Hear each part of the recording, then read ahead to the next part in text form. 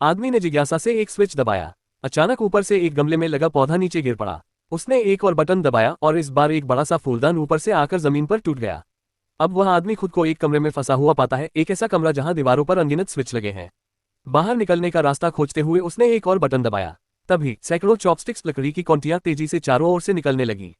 वह देखता है कि चॉपस्टिक्स का ढेर लगातार ऊंचा होता जा रहा है। जिज्ञासावश उसने एक और बटन दबा दिया। अचानक दर्द से चिल्ला उठा। गुस्से में भरकर उसने एक और स्विच दबा दिया। तभी एक तेज बदबूदार गंध कमरे में फैल गई, जिससे वह कुछ शांत हो गया। कई घंटे बीत गए लेकिन उसे बाहर निकलने का रास्ता नहीं मिला। अब वह बेहद भूखा हो चुका था। गुस्से में उसने पास रखी एक गेंद फेंक दी और तभी ऊपर से सुशी की एक प्लेट गिर पड़ी। वह धीरे धीरे आगे बढ़ा, उस स्वादिष्ट सुशी को देखता रहा। उसने पास रखी सॉस की छोटी डिश उठाई और देखा उसमें सोया सॉस गायब था। उसने फिर से बटन दबाया। ऊपर से फिर वही सुशी गिरी। अब उसने हार मान ली और सीधे सुशी उठाकर खाने लगा। आखिरी टुकड़ा खत्म करने के बाद उसने यूं ही एक और बटन दबा दिया।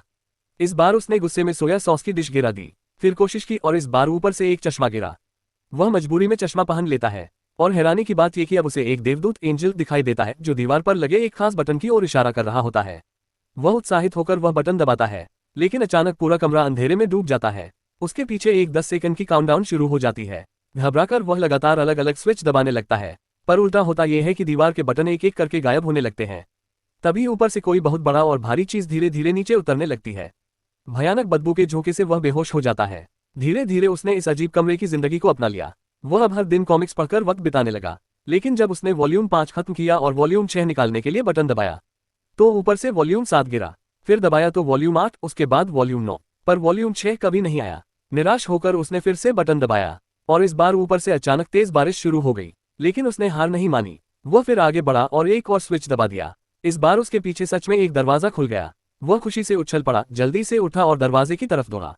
लेकिन जैसे ही उसने कदम बढ़ाया, स्विच फिर से ऊपर उठ गया और बाहर जाने का रास्ता तुरंत बंद हो गया। अब उसने तय किया कि उसे दौड़ते हुए ट्राई करना होगा। उसने पहले पैर से स्विच दबाया और फिर तेजी से आगे भागा, लेकिन इस बार भी दरवाजा बंद हो गया। उसने दूरी कम करने के लिए मक्खी मारने वाला झटका फ्लाईस्वॉटर इस्तेमाल किया। फिर जंप रोप से स्विच को दबाए रखने की कोशिश की, लेकिन अफसोस हर बार वह बस एक कदम पीछे रह जाता। उसने स्विच के स्प्रिंग बैक होने का टाइमिंग गिनना शुरू किया। फिर एक बड़ा फूलदान वाज स्विच के ऊपर रख दिया, पर छोटा सा स्विच उस भारी फूलदान को भी ऊपर धकेल देता है। तभी उसके दिमाग में बारिश का ख्याल आता है। वह स्विच दबाता है और ऊपर से तेज बारिश होने लगती है। लेकिन दिक्कत ये थी कि बारिश सिर्फ उसी के सिर पर गिर रही थी। वह जहां भी जाता बारिश उसके साथ साथ चलती रहती। बेबस होकर उसने अपनी पोजीशन बदली ताकि बारिश का पानी फूलदान में भर सके। कई घंटे मशक्कत करने के बाद भी बस थोड़ी सी ही बूंदें जमा हुई।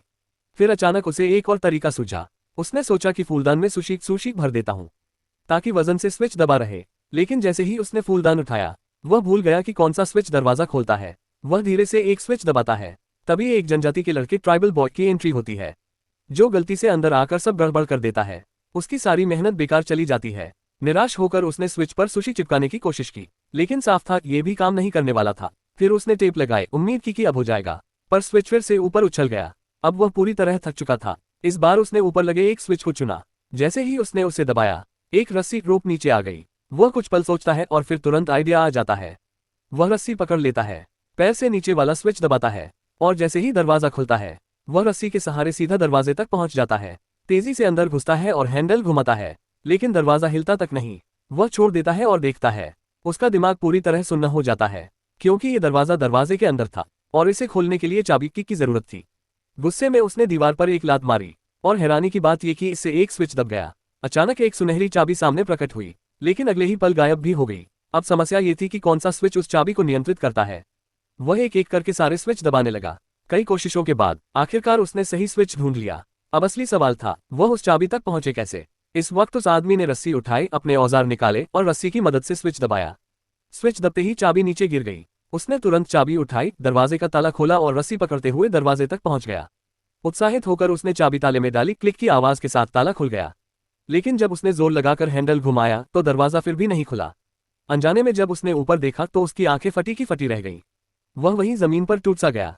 गुस्से में उसने पास पड़ी कोई चीज उठाई और जोर से फेंक दी, लेकिन ऐसा करते ही उसने गलती से एक स्विच दबा दिया। अगले ही पल वही कबीले का लड़का फिर से सामने आ गया। आदमी ने बस एक नजर उससे मिलाई और वह लड़का फिर से दीवार के अंदर गायब हो गया।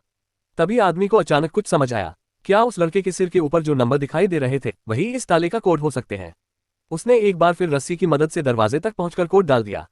इस बार दरवाजा आखिरकार खुल गया। लेकिन जैसे ही वह आगे बढ़ा, पीछे का गेट जोरदार आवाज के साथ गिर गया और रास्ता बंद हो गया। अब सामने एक नई मुसीबत थी।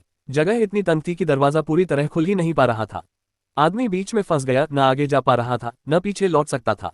तभी अचानक एक हल्की सी ठंडी हवा उसके चेहरे से टकराई। उसने इधर उधर देखा, हाथ बढ़ाया और पाया कि दीवार के एक किनारे पर कोई छिपा हुआ रास्ता था। वह तुरंत उस रास्ते की ओर भागा और पूरी ताकत से उस संकरे गलियारे में दौड़ने लगा। वह भागता गया, लेकिन आज तक कोई नहीं जानता कि वह गलियारा कहाँ जाता था। आगे आजादी थी या एक और कैदखाना, ये रहस्य आज भी बना हुआ है।